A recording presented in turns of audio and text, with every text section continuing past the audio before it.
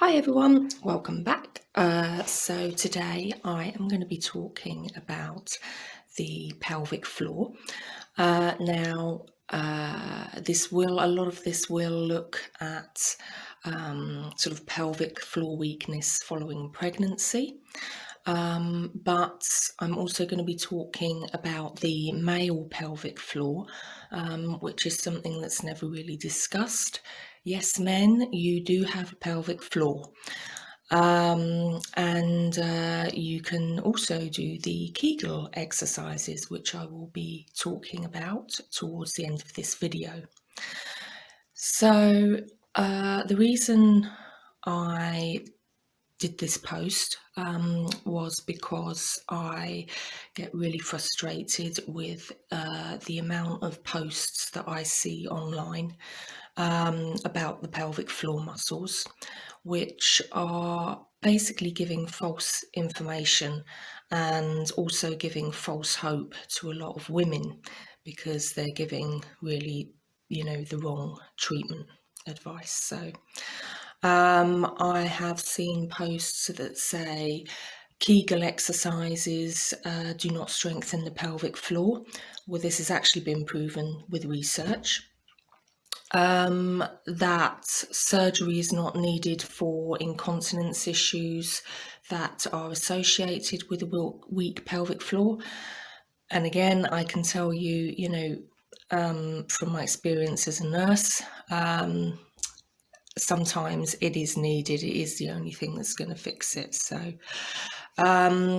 and also I've seen a lot of posts that show that other forms of stretching, so things like yoga and pilates, it's basically suggesting that these are like some kind of miracle cure for incontinence and a weak pelvic floor. And so I'm going to be talking a little later about how actually doing these in some situations can actually make the problem worse. So yeah, keep watching and all will be explained. So yeah, as I say, I was a surgical nurse. I have worked in gynaecology, sexual health. I've also worked as a midwife, held antenatal classes, and so I've seen firsthand the contributing factors to weak pelvic floor, incontinence, prolapse, and issues like that. So I feel that it's really important to be sharing information that is evidence-based and that is factual. Pelvic floor weakness. Well, it affects roughly 25% of women. And if it's not treated properly, it can really cause, quite severe pain and further damage to surrounding organs, which, will then require surgery to fix. So I advise any woman or man having issues with incontinence or weakened pelvic floor muscles to consult with their GP, and get the problem sorted as soon as possible. So through this video, I am going to be talking about the symptoms and risk factors of pelvic floor weakness. I'm going to be talking about how massage can help. I will talk about why Pilates and yoga may not be appropriate for pelvic floor weakness. I am going to explain Kegel exercises, how to do them, and sort of precautions to take when doing them. And I'm also going to talk a little bit about the male pelvic floor as well, because it's something that's not really talked about. So, but first, we're going to just talk briefly about the pelvic floor, about the anatomy, and the function of the pelvic floor.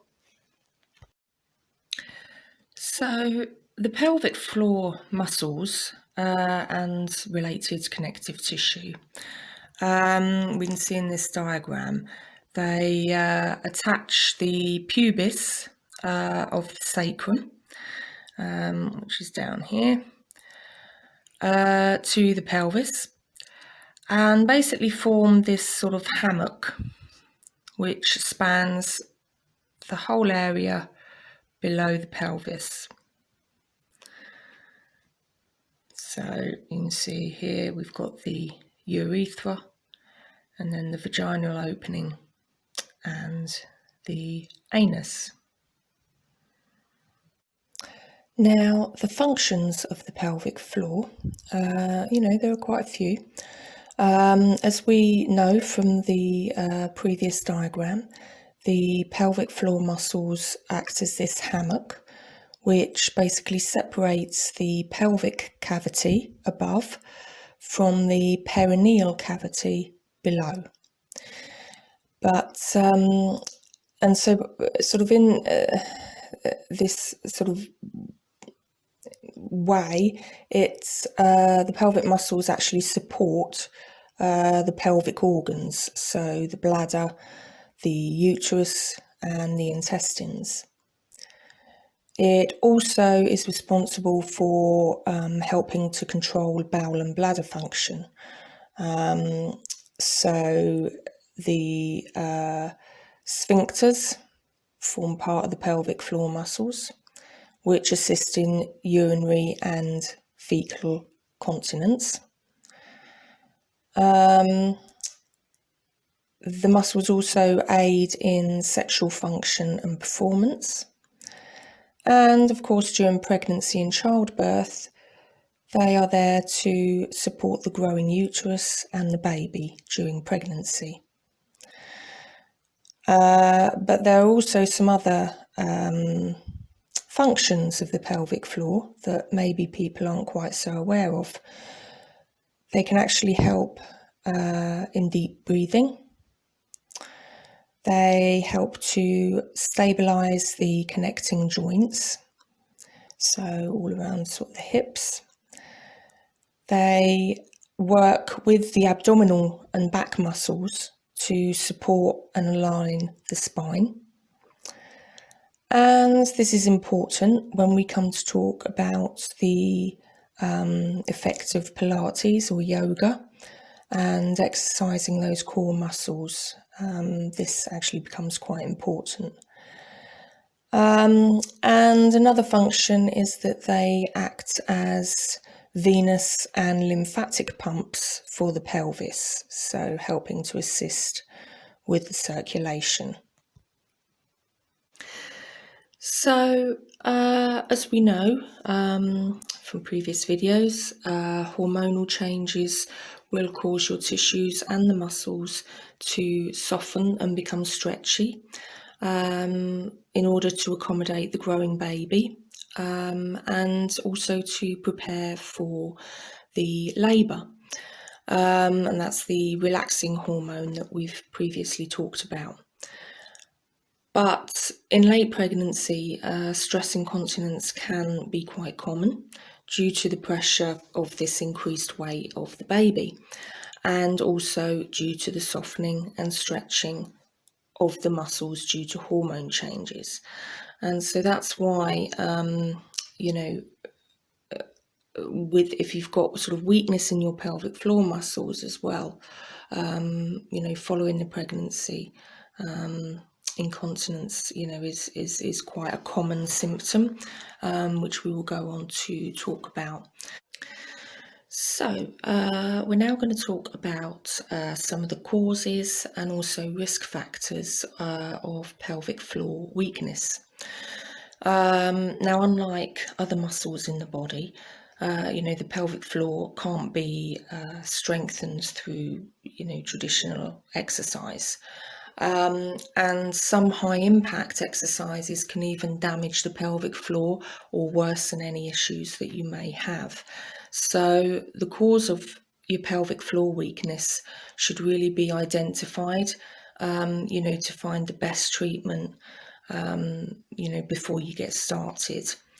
But in terms of contributing factors to pelvic floor weakness, certainly age. Older women have a higher risk, and basically because all of the muscles begin to weaken with age. And so this is why, particularly us midwives, we, recommend and talk a lot about the, Kegel exercises, because they have been proven to strengthen the pelvic floor muscles and also to reverse age-related weakness. They may also, not always, but sometimes they can resolve very mild pelvic prolapses. But again, if this is being queried that you might have a prolapse, you really need to get that investigated, and to ensure that you are getting the appropriate treatment. Another risk factor, obviously, is pregnancy. As we know, the pregnancy hormones, such as the relaxin, soften and stretch the pelvic floor muscles, sometimes past their rebound level. Now, combined with the growing weight of the baby, these muscles will then loosen and also can cause prolapse of the pelvic organs, so either the bladder or the uterus, and sometimes there'll be a rectal prolapse as well. Previous large babies, but also previous multiple pregnancies will again increase the risk. And if you have had a particularly heavy baby, or if you've had sort of twins or triplets, again, this increases the stress on those muscles, and so the risk of pelvic floor weakness will be even higher. Vaginal childbirth, even in the most straightforward delivery, there's always going to be some damage to the pelvic floor muscles. And this is because the pelvic floor actually stretches up to 3 times its normal length during the labour process. But if you've had a complicated or traumatic delivery, maybe you've had forceps, an episiotomy, you might have had a perineal tear, and particularly we're talking 2nd or 3rd degree tears. There's going to be a lot of scar tissue, which again weakens those muscles. There's going to be weakened abdominal muscles from a cesarean section, which, as we've already said, the pelvic floor muscles are very much kind of linked in with the, core abdominal and spinal muscles. And so this scar tissue and the weakened abdominal muscles can also certainly contribute to pelvic floor dysfunction. If you have had a previous prolapse that maybe wasn't surgically treated, maybe you just had a very mild prolapse that you did your Kegel exercises and it kind of cleared it up, but that's still going to put you at a high risk of developing pelvic floor problems again. Menopause, again, the hormonal effect. Reduced estrogen around the time of the menopause leads to a weakened pelvic floor. Now, in terms of placing extra stress on the pelvic floor muscles, it's not just pregnancy.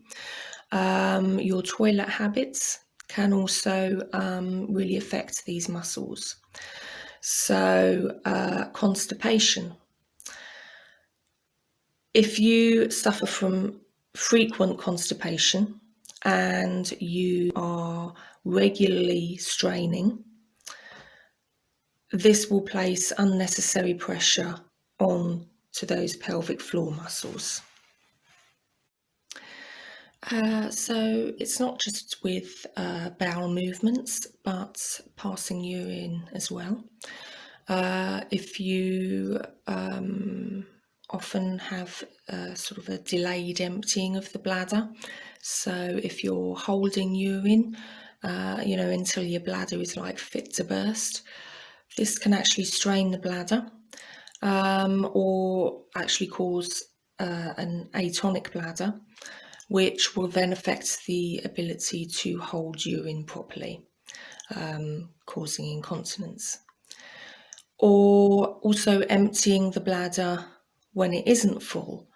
What this does is it trains the bladder to hold a reduced amount of urine, which then increases your urge to go, when you don't have a full bladder. And so this can develop into urge incontinence. Also, for those of you who are kind of germ fanatics, and I've heard of people who will say, particularly if they use public toilets, they will kind of squat over the toilet, so that they don't actually touch the seat, and this is because of a fear of germs. What this does is it basically activates those pelvic muscles, which then prevents your bladder and bowels from fully emptying. And this can weaken the pelvic floor and also encourage urinary tract infections. So actually, in trying to avoid germs, you actually increase the risk of getting an infection. So what I would say to you, if you're one of these toilet squatters, if it bothers you that much, just take some alcohol wipes with you, and wipe the seat before you actually sit down on it. Surgery. Pelvic surgery, especially a hysterectomy, can cause a degree of damage to the pelvic floor muscles and also increase the risk of a prolapse. High impact exercise as well. Now, this might seem a bit of a surprise to some people, that, it could cause a weakness there, but actually it's things like running or CrossFit, anything where the feet land heavily on the ground. Basically, the vibrations of that impact can cause damage to your pelvic floor. Genetics is another one, which, probably pretty expected. Heavy lifting. So whether this is at the gym or through work, could even be lifting a heavy child. If you are regularly lifting heavy weights or lifting incorrectly with poor technique, this can strain the pelvic floor. And it can also obviously strain those abdominal and back muscles that are all related to the pelvic floor as well. Another risk factor, if you are a smoker, or have maybe something like asthma or COPD, where you have sort of chronic coughing, this can also put strain on those pelvic floor muscles and again, cause a weakness there. Pelvic tumours will work in the same way really as pregnancy. By that extra weight on those muscles can cause a weakness. Likewise, being overweight again places added pressure on the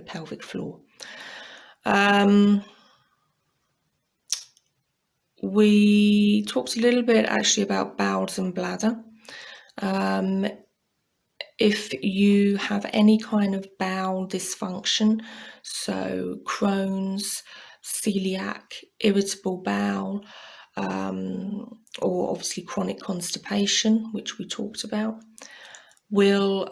these things will again significantly increase pelvic floor dysfunction.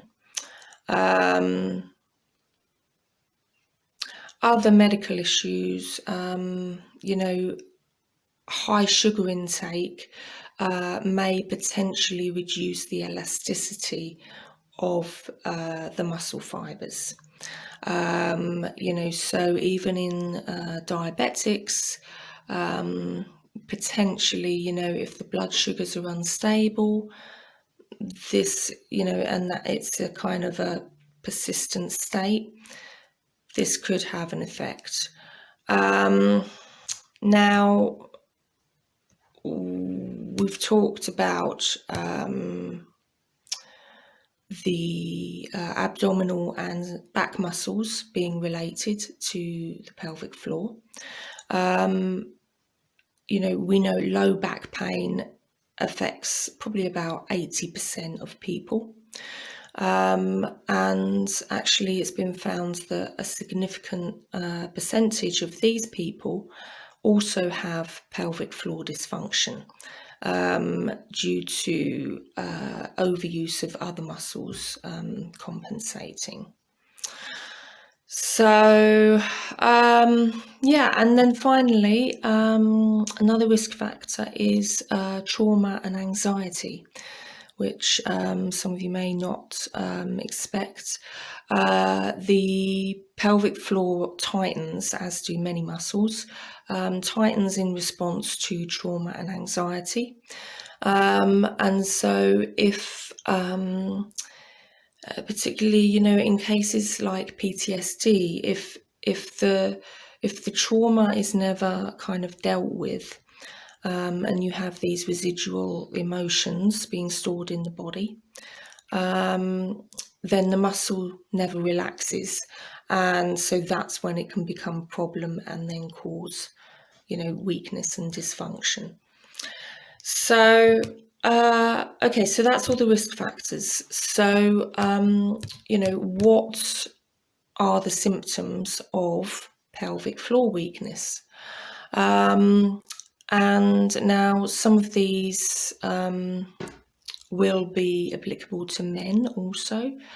So things like urinary and fecal incontinence, urinary frequency, or even difficulty in passing urine, constipation, and sort of feelings like you've not properly emptied the bowel,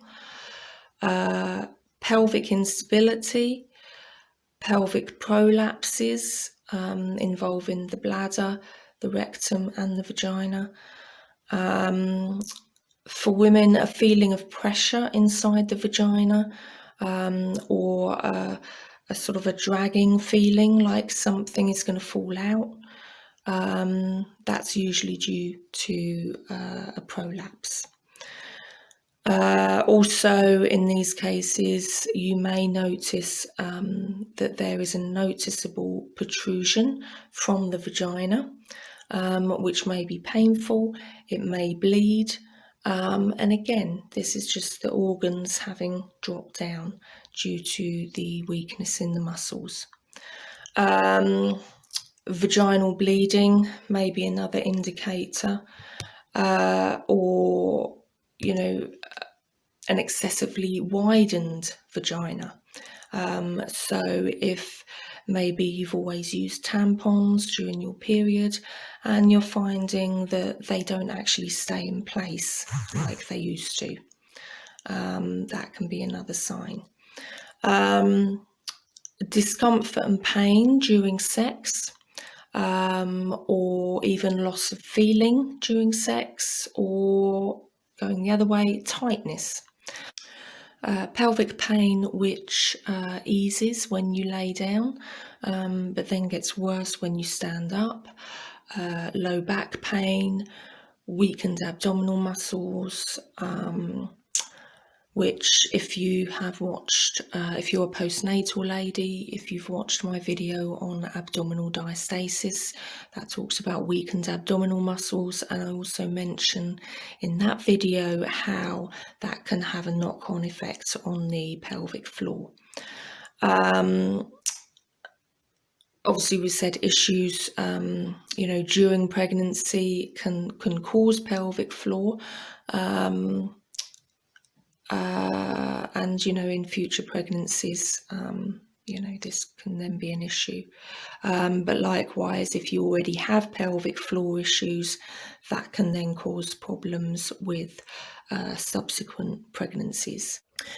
So the benefits of this, internal therapy, can be quite life-changing.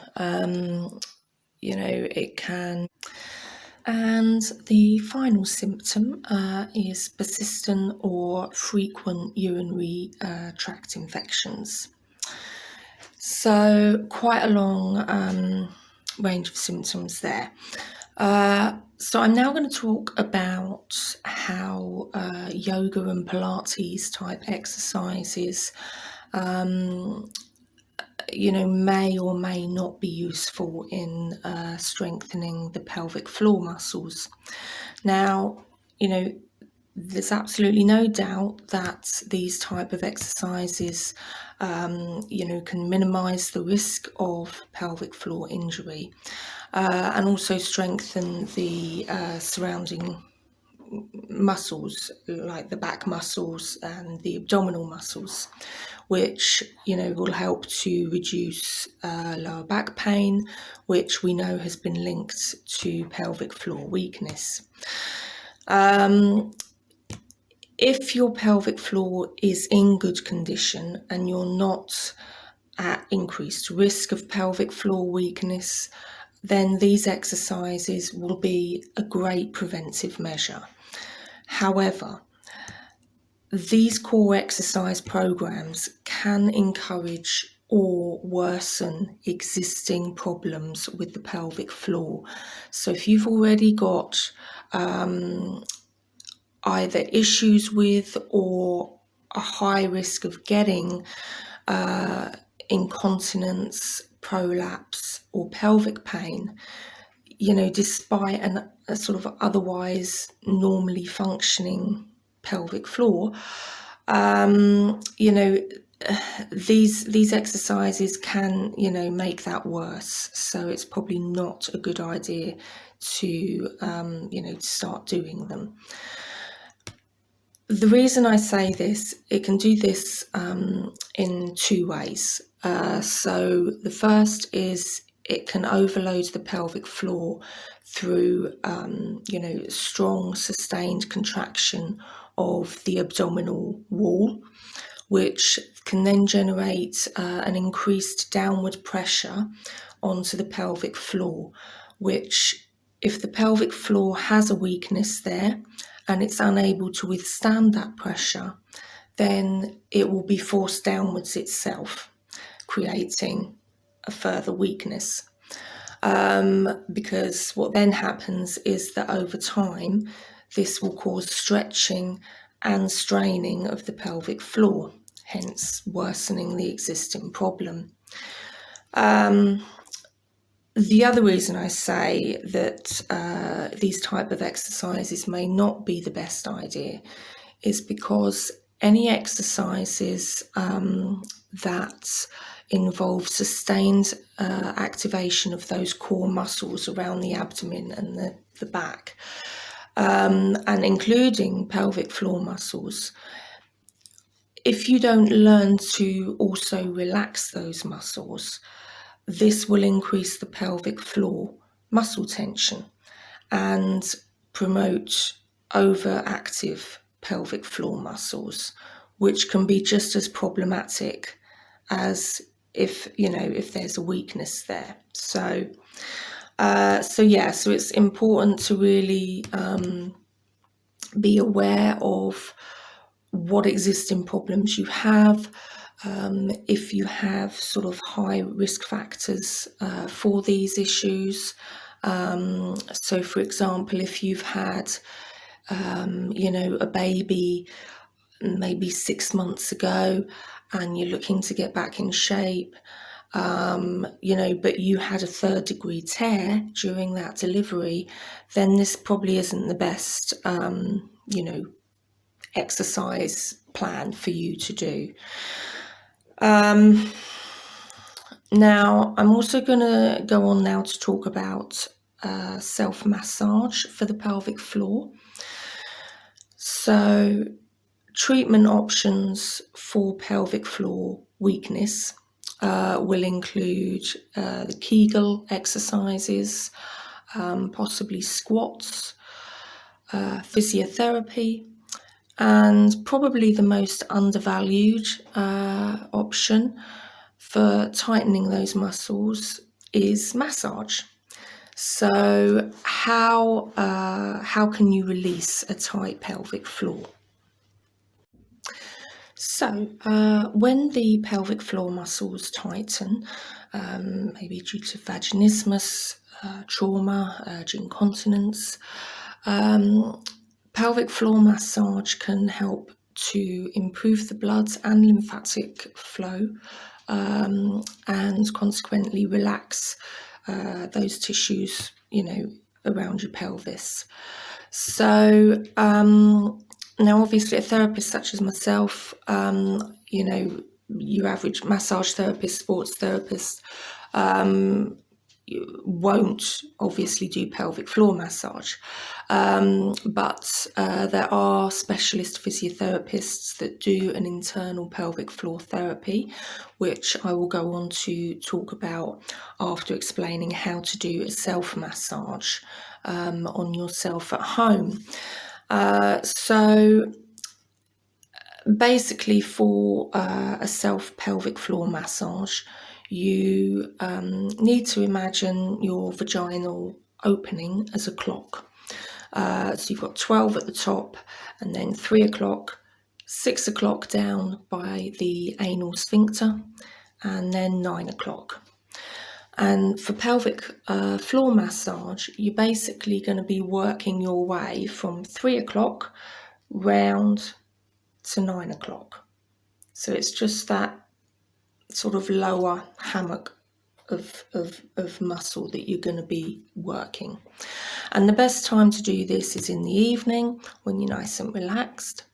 So all you need to do is lie on your back, preferably with your knees propped up, maybe with a pillow, and allow your pelvis to be in a neutral position. And then you can use either lubricant, or if you want to use an oil, I'd suggest using coconut oil, because that's the only oil that actually doesn't interfere with the vaginal flora. So use whatever lubricant to basically moisturize all around the vaginal opening.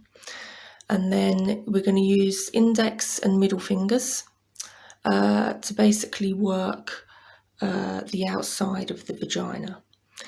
And then the thumb is going to be used to work inside at a slight angle.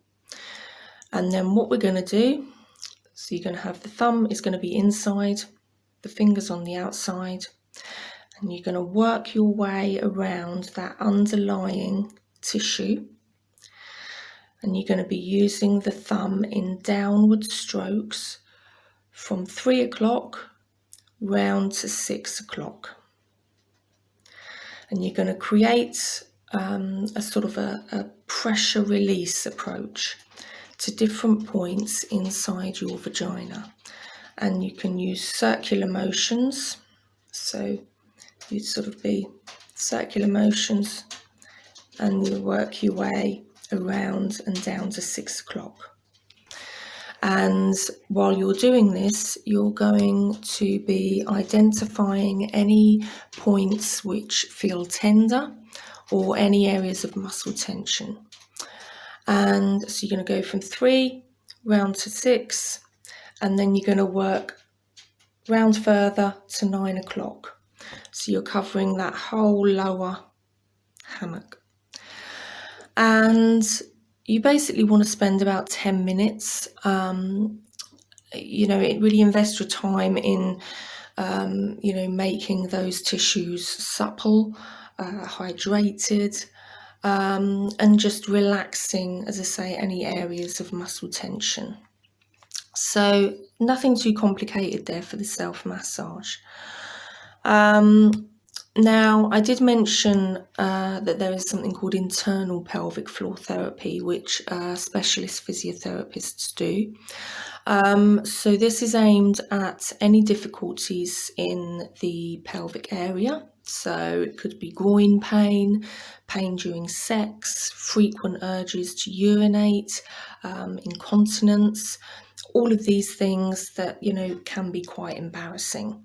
But they can result from childbirth, they can result from medical issues, all sorts of different things. And even men, which we will come on to, should absolutely look after their pelvic floor to help maintain the health, again, of the pelvic organs, such as the prostate. But of course, no one ever talks about the male pelvic floor, but it is nonetheless still important. Now, sometimes treatment doesn't seem to work. And we end up being labelled with conditions such as pelvic pain syndrome or vulvodynia, which is basically pain in the vulva. So if you've tried conventional treatments and you still have symptoms, you may want to think about trying internal pelvic floor therapy. Now, this works on the fascia, which when you have injury or bad posture, trauma or tension, this fascia can become twisted, which consequently reduces the blood and lymph circulation. And it can actually affect the nerves in that area, which is why sometimes, you may then get kind of numbness down there, and obviously then sort of during sex and things, it can become an issue. But by relaxing the fascia, you can then restore the blood and lymph flow to the tissues, and the nervous system will start to work more effectively again. Now, as always, myofascial treatments must be carried out by a therapist who is qualified and knowledgeable in the trigger points in this area, and who also has, real solid experience in dealing with your particular issue. Now, these internal trigger points work pretty much in the same way as external trigger points that you might find on your back muscles or wherever it may be. And so when these internal trigger points, whether they be in the vagina or in the rectum, when they are released, then you find that symptoms such as pain, urinary frequency, and other things that we've been talking about will often stop.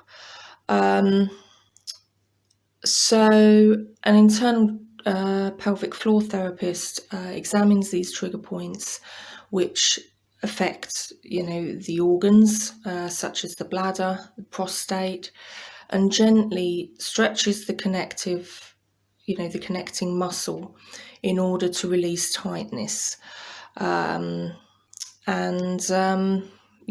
then hopefully that sort of gets you in a position where, maybe then you can consider, something like the Pilates or the yoga type exercises, to then just build on the strength of those muscles.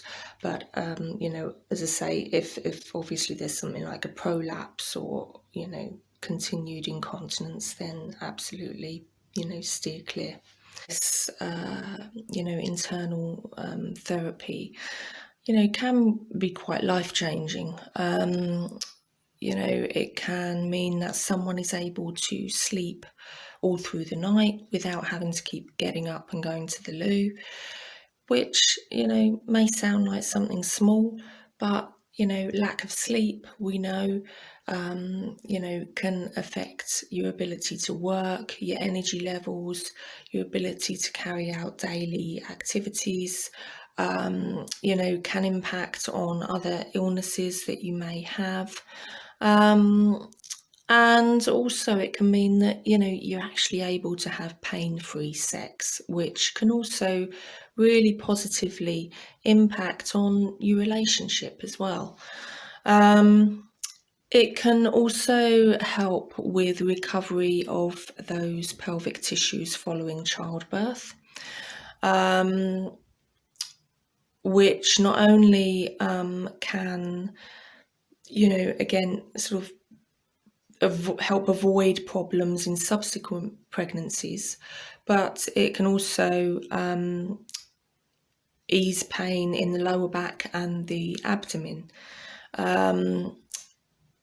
But, even if you go for this internal floor therapy, other treatments such as the Kegel exercises and other self-treatments will be advised alongside. So it's kind of using a few methods alongside one another. Okay, so I'm now going to talk a little bit about the male pelvic floor before I go on to discuss the Kegel exercises. So, the Kegel exercises were developed in the 1940s by a gynaecologist, and the intention was that they would be used to relax the pelvic muscles and improve urinary incontinence, and also pelvic pain, which, were caused by the muscle weakness. But what a lot of people don't know is that an internal massage technique was also developed before World War II by a Dr. Thiel. I'm not sure if I've said that right. And this was used to treat prostate pain in men, which again caused by pelvic floor problems. So, the male pelvic floor. Okay, so if we look at the male anatomy, I don't think I need to tell you what these two parts are. We've got the anus here, and got the urethra going round to this part here, which is the bladder, and then where we've got leading from the testicles, we have the prostate gland here. So you can see how when you've got an enlarged prostate, that can actually impact on your ability to pee, because the bladder, when this is enlarged, gets kind of pushed and squeezed. But with regards to the pelvic floor muscles, so you've got obviously the sphincter muscles either side of the anus here, and then the pelvic floor muscles, which are the ones when we talk about doing the Kegel exercises, that will be this muscle here, which sits just below the bladder and leading on up to the prostate. So, in men, excess tension, weakness, or other kind of dysfunction in the pelvic floor muscles and associated internal trigger points can contribute to conditions such as benign prostatic hyperplasia, which basically your prostate enlargement, chronic prostatitis, or chronic pelvic pain syndrome, which can bring about symptoms such as painful urination, irritation of the bladder, urinary frequency and urgency, sometimes urinary hesitancy, or having a slow stream, and maybe dribbling of urine. All these things, are usually due to some issue with the prostate and, pelvic floor dysfunction. So, again, as with women, massage to the pelvic floor and the abdominal massage, combined with Kegel exercises where appropriate, can actually help to improve these symptoms in men as well as women. So I'm going to now talk about those Kegel exercises, what they are and how to do them, and sort of what precautions you need to sort of be aware of. So a Kegel exercises, they're, really simple exercises that basically strengthen the pelvic floor muscles that are surrounding the vagina, bladder, penis and rectum. And they basically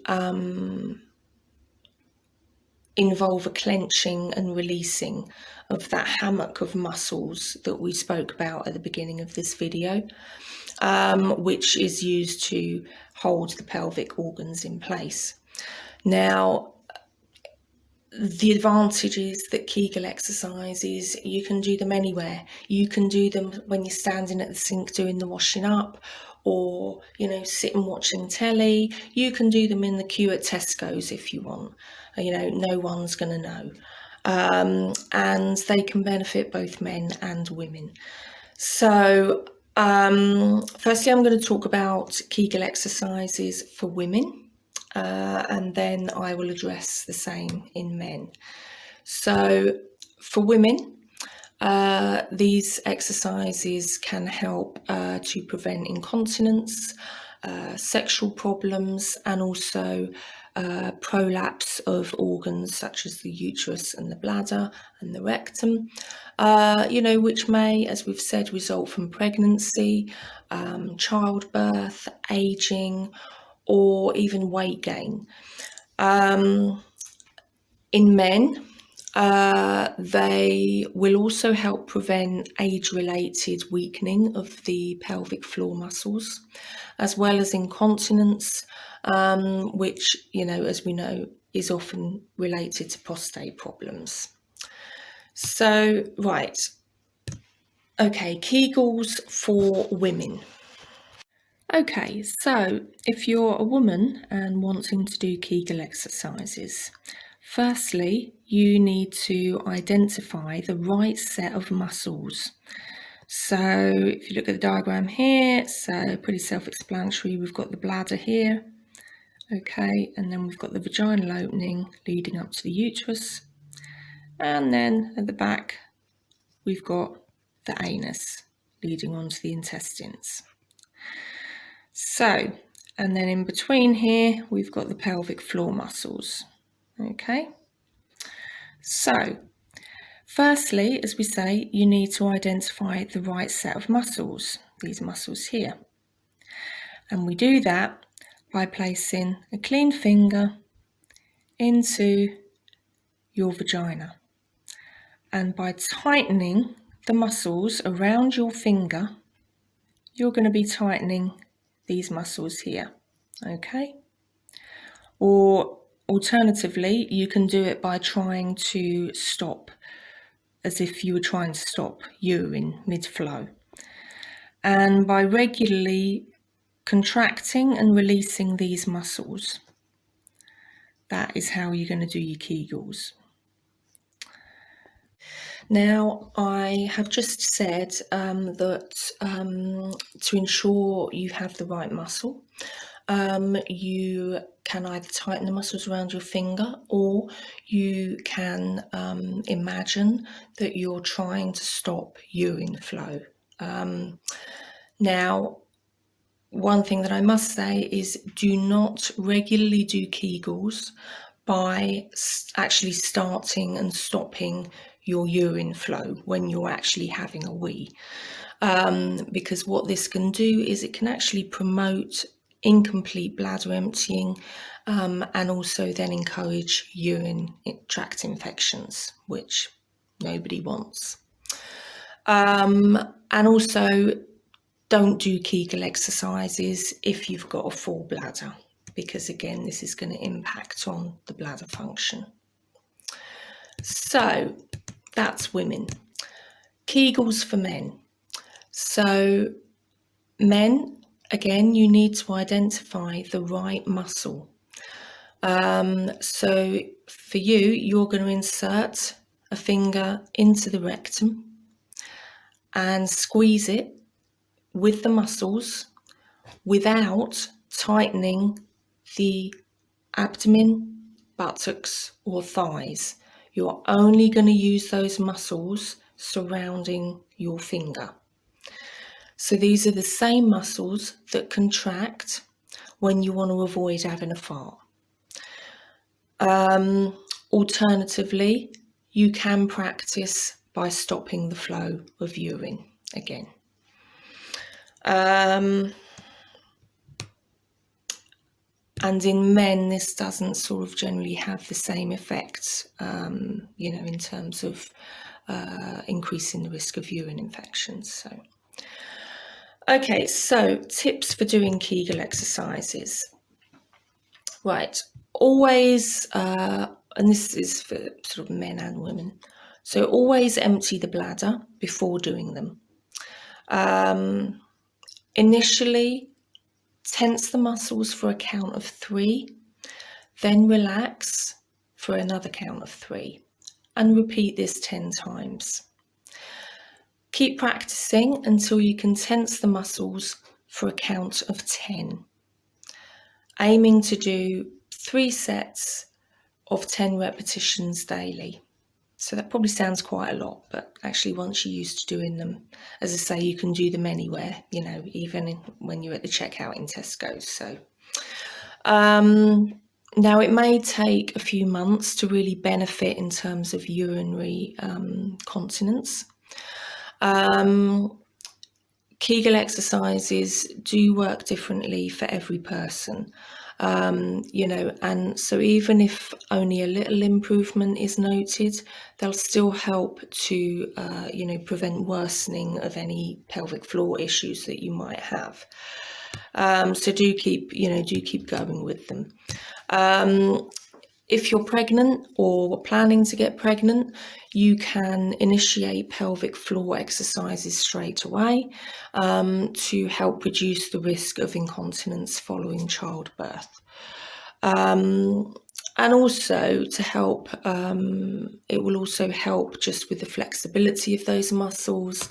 And so actually in the labour itself, it can also be really beneficial. But also, strong pelvic floor muscles can increase sensitivity during sex and also promote stronger orgasms for women. And in men, you get some benefits too, because by strengthening your pelvic floor, you can actually reduce the symptoms of erectile dysfunction, which again, with age, as those muscles become weaker, this can be a benefit. So yeah, it's still good for men. So, as with most things, there are some, precautions when doing Kegels. So I'm going to talk about those now. So I'm going to start by talking about correct, an incorrect technique when doing these Kegel exercises. So if you're doing them the correct way, you should be, breathing very easily, and the pelvic floor here should lift up. The deep abdominal muscles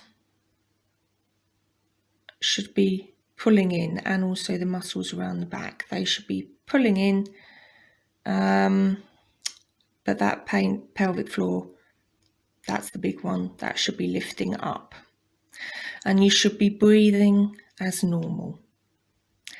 Now, if you are doing Kegel exercises where you are actually pulling the belly button in towards the backbone and holding your breath, which causes a bearing down on these pelvic floor muscles, that is an incorrect technique. So you need to just stop and just sort of reevaluate and make sure that you're lifting those pelvic floor muscles up. So, as we've just shown in that diagram, just be sure that you are using the correct technique, and that as you contract those pelvic floor muscles, the abdominal and the back muscles should stay relaxed. And the other thing to say is, don't overdo the Kegel exercises.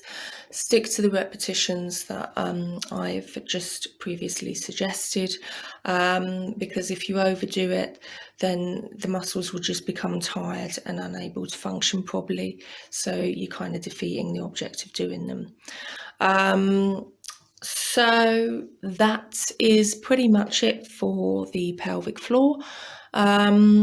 Hopefully I've managed to enlighten some of you men out there, who I've had men not even realise that they had pelvic floor muscles, because I suppose everyone always talks about it in relation to women. So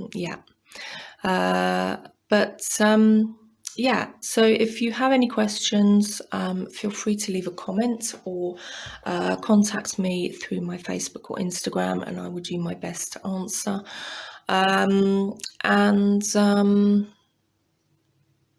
Feel free to subscribe. You'll be notified of other videos. Certainly if you are a postnatal lady watching this video, have a look at my other postnatal videos too. That's pretty much it from me today. So I will see you next time. Okay, bye.